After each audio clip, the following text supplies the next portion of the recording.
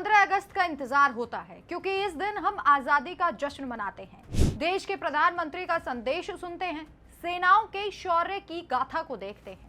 लेकिन इसके उलट कांग्रेस और राहुल गांधी के लिए यह दिन सिर्फ और सिर्फ राजनीति का दिन होता है। बात बात पर बच्चों की तरह मुंह फुलाकर बैठ जाना और राष्ट्र के सबसे बड़े पर्व पर अपमान का कार्ड खेलना।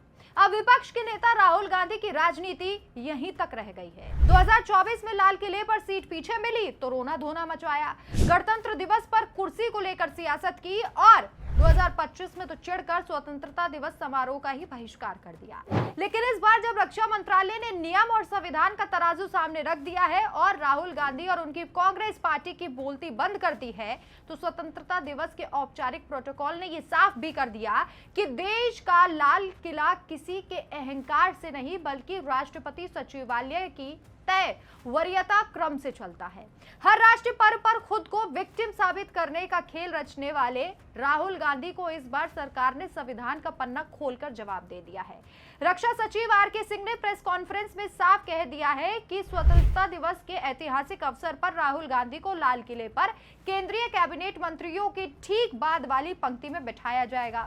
प्रोटोकॉल के मुताबिक लोकसभा में नेता प्रतिपक्ष का दर्जा कैबिनेट मंत्री के बराबर होता है और उसी वरीयता क्रम के तहत उनकी सीट तय की गई। ना कोई रियायत दी गई है और ना ही कोई विशेष छूट और ना ही कोई अपमान। लेकिन सवाल यह है कि जो व्यवस्था हमेशा से संवैधानिक नियमों से चल रही थी, उस पर पिछले 3 सालों से कांग्रेस ने इतना बचकाना हंगामा क्यों मचाया? याद कीजिए, साल 2024 में जब राहुल गांधी को नियमों के हिसाब से पंक्ति मिली तो पूरी कांग्रेस ने लोकतंत्र खतरे में है इसका राग अलापना शुरू कर दिया था। 2025 में राहुल गांधी बच्चे की तरह रूठकर स्वतंत्रता दिवस के प्रोग्राम में पहुंचे ही नहीं। लेकिन आज रक्षा मंत्रालय के स्पष्ट रुख ने कांग्रेस के उस खोखले प्रोपेगेंडा का गुब्बारा फोड़ दिया है।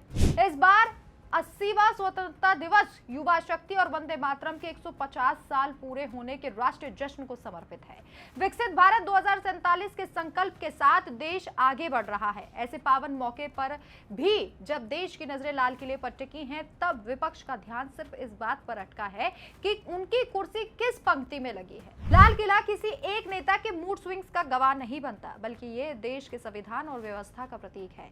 सरकार ने नियमों का पालन कर अपना रुख साफ कर दिया है। अब देखना होगा कि राहुल गांधी पुरानी शिकायतों से बाहर निकलकर इस राष्ट्रीय पर्व की गरिमा का सम्मान करते हैं या फिर अपनी उसी रूठने वाली सियासत को जारी रखते हैं।